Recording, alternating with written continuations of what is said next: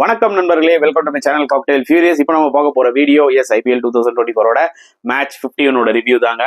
ரொம்ப important match. Mumbai Indians versus Kolkata Knight Riders and KKR வந்து பாத்தீங்கன்னா 24 ரன்ஸ் வித்தியாசத்துல வின் பண்ணிட்டாங்க அண்ட் 14 பாயிண்ட்ஸ். ரொம்ப ஸ்டெடியா நிக்கிறாங்க செகண்ட் பிளேஸ்ல பாயிண்ட்ஸ் டேபிள்ல. அண்ட் மும்பை இந்தியன்ஸ் அவங்களோட பிளே ஆஃப் கனவு முடிஞ்சிருச்சுங்க. தே ஆர் என்ன சொல்றது, officially out of this IPL 2024 தான் சொல்ல முடியும். ஸோ மிகப்பெரிய டிசப்பாயின்மெண்ட் கண்டிப்பா. இந்த மும்பை இந்தியன்ஸ்லாம் வந்து பாத்தீங்கன்னா ஒரு பெரிய ஃப்ரான்ச்சைசி லைக் CSK மாதிரி. ஸோ டெஃபினட்டா வந்து பாத்தீங்கன்னா குவாலிஃபைஸாவது அவங்க வருவாங்கன்னு எக்ஸ்பெக்டேஷன்ஸ் அதிகமாக இருக்கும் ஒரு டோர்னமெண்ட் ஸ்டார்ட் ஆகும்போது. பட் அவங்களோட சுச்சுவேஷன் ரொம்பவே ஒஸ்ட்டாக போயிடுச்சு. இன்ஃபேக்ட் அவங்க நம்பர் 5லயோ நம்பர் 6லயோ முடிப்பாங்களான்னு தெரியல.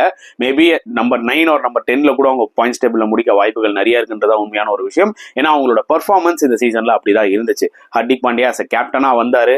அப்போதுலேருந்தே வந்து பாத்தீங்கன்னா so many issues in Mumbai Indians team.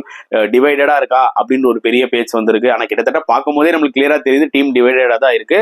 so many players are not happy with Hardik Pandya's captainship and so many things. So literally this season is not Mumbai Indians season. அது பார்த்தாலே கிளியரா தெரிஞ்சது.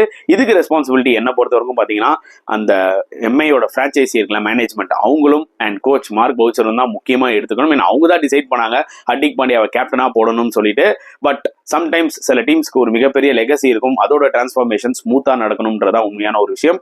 அது MIக்கு நடக்கல. அதனாலதான் இன்னைக்கு இப்படி அனுபவிக்கிறாங்கன்னு சொல்ல முடியும். ஸோ மேட்ச் பாயிண்ட் ஆஃப் வியூவில் நம்ம வந்து பேசணும்னா we have to give credit to Kolkata Knight Riders. Wankhede pitch வந்து பாத்தீங்கன்னா எதிர்பார்த்த அளவுக்கு அந்த அளவுக்கு ஃபிளாட்டா இல்ல, கொஞ்சம் ஸ்டிக்கி விக்கெட்டை தான் இருந்துச்சு, கொஞ்சம் ஹோல்ட் ஆகி தான் வந்தது.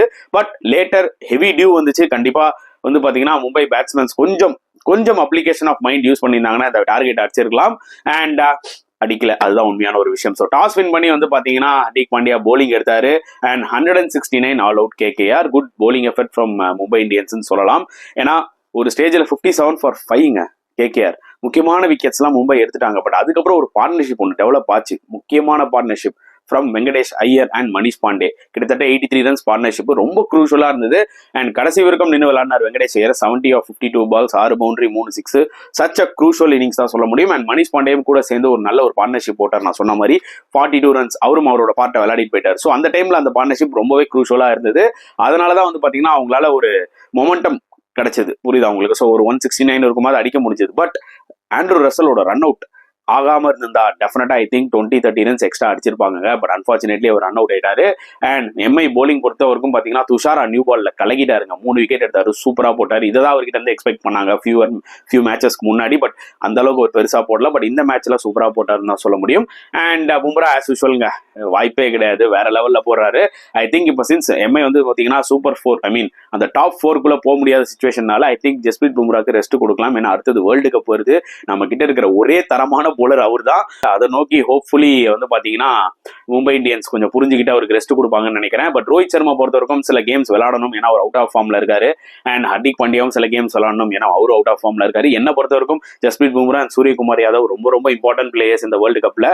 அதனால பாத்தீங்கன்னா 2 பேருமே வந்து பாத்தீங்கன்னா ரெஸ்ட் கொடுக்கறது பெட்டர் ஆப்ஷன்றது என்னோட ஒரு பாயிண்ட் ஆஃப் வியூ. ஸோ பொறுத்து வந்து பார்க்கலாம் என்ன பண்ண போறாங்கன்னு சொல்லிட்டு. ஸோ ஹர்திக் பாண்டியாவும் டீசெண்டா போட்டாரு. ஸோ ஒரு பக்கம் பாத்தீங்கன்னா மேபி அவர் ஜஸ்பிரீத் பும்ரா இன்னும் செகண்ட் ஓவர் கொஞ்சம் கொண்டு வந்து KKR வந்து பாத்தீங்கன்னா மொத்தமா முடிச்சிருக்கலாமோ, அதுவும் நம்மளோட தாட் இருந்துச்சு. பட் ஸ்டில் அவர் லாஸ்ட் 2 ஓவர் வந்து பும்ராக்கு வச்சிருந்தாரு அண்ட் அவரும் வந்து டக்குன்னு க்ளோஸ் பண்ணிட்டாருன்னு வச்சுக்கோங்க டெத்ல. பட் ஸ்டில் இன்னும் ஒரு ஓவர் கொஞ்சம் கொடுத்துருக்கலாம் ஹர்திக் பாண்டியா அப்படின்றதா வந்து பாத்தீங்கன்னா என்னோட ஒரு பாயிண்ட் ஆஃப் வியூமே. அண்ட் சேசிங் பொறுத்த வரைக்கும் பாத்தீங்கன்னா once again Mumbai Indians batsman going நோவேர்ங்க. இதுக்கு மேல என்ன சொல்றதுனே தெரியல. ஏன்னா இது கிட்டத்தட்ட ஒரு 3 மேட்ச் அவங்க பேட்டிங் லிட்டரலி ஃபெயில் ஆயிட்டு இருக்கு. அண்ட் இந்த மேட்ச்லயும் பாத்தீங்கன்னா ரோஹித் சர்மா அண்ட் இஷான் கிஷன் அவங்க ரொம்பவே பூரா விளையாடிட்டு இருக்காங்கன்னு தான் சொல்ல முடியும். அண்ட் இன்னும் ஒண்ணுமே என்ன சொல்றதுன்னு தெரியல. எல்லா பேட்ஸ்மேன்ஸுமே சொதப்பிட்டாங்க எக்ஸப்ட் சூரியகுமார் யாதவ். சூப்பரா விளையாடினார், 56 ரன்ஸ். ஸோ அவருக்கு நம்ம கிரெடிட் கொடுத்தே ஆகணும். பட் ஸ்டில் அவரும் கேமை ஃபினிஷ் பண்ணிருக்கணும். அவர் பாத்தீங்கன்னா ஃபுல் டாஸ் பால் அவுட் ஆயிட்டாரு. ஸோ KKR பொறுத்த வரைக்கும் வந்து பாத்தீங்கன்னா ஒரு ஸ்பின் சோக்குங்க. கண்டிப்பா ஒரு பக்கம் வருண் சக்கரவர்த்தி, இன்னொரு பக்கம் Sunil Naren. 4 over 22 run 2 wicket 2 பேருமே. அப்ப பாத்துக்கோங்க எந்த அளவுக்கு டேண்டமா போட்டிருக்காங்கன்ட்டு. மும்பை பேட்ஸ்மேனால ஒண்ணுமே பண்ண முடியல.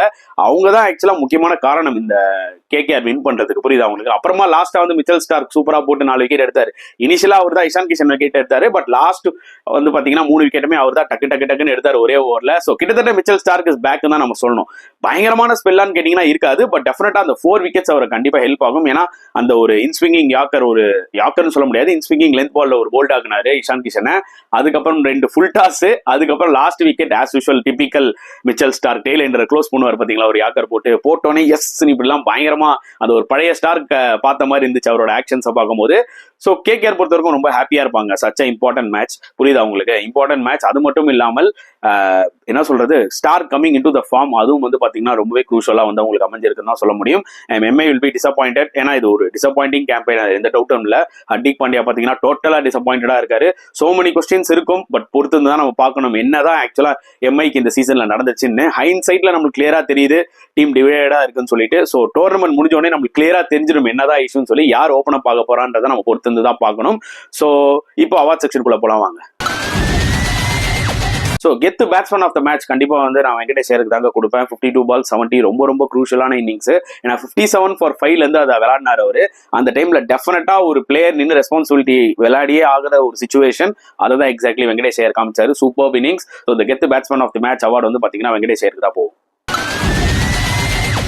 ஸோ கெத்து போலர் ஆஃப் த மேட்ச் நான் கண்டிப்பா 2 ஸ்பின்னர்ஸ்க்கு கொடுப்பேங்க. வருண் சக்கரவர்த்தி அண்ட் சுனில் நரேன், 2 பேரும் 4 overs 22 runs 2 wickets. அன்பிலீவபிள் ஸ்பெல்லுங்க. லிட்டரலி மும்பை பேட்ஸ்மேன்ஸை சோக் பண்ணிட்டாங்க தான் சொல்ல முடியும். ஸ்பின் சோக்குன்னு சொல்லலாம். அதுதான் எக்ஸாக்ட்லி நடந்துச்சு. ஒண்ணுமே பண்ண முடியல அவங்க போலிங்ல. அண்ட் சுனில் நரேனுக்கும் ரோஹித் சர்மாவுக்கும் வந்து பாத்தீங்கன்னா ஜென்ரலாவே வந்து பயங்கரமான ஒரு கான்டெஸ்ட். அண்ட் சுனில் நரேன் கிட்டத்தட்ட 10 வாட்டி அவர் அவுட் ஆகியிருக்காரு. இந்த மேட்ச்ல சேர்த்தீங்கன்னா 11வது முறை அவர் அவுட் ஆறாரு ஐபிஎல் அகைன்ஸ்ட் சுனில் நரேன். அந்த ஸ்ட்ரகிள் கண்டினியூ ஆகிட்டு தான் இருக்கு. அண்ட் ஒரு பக்கம் வருண் சக்கரவர்த்தியும் பாத்தீங்கன்னா நறுக்குன்னு போட்டார். உண்மையா போன மேட்சும் சூப்பரா போட்டு மேன் ஆஃப் த மேட்ச் வாங்கினாரு.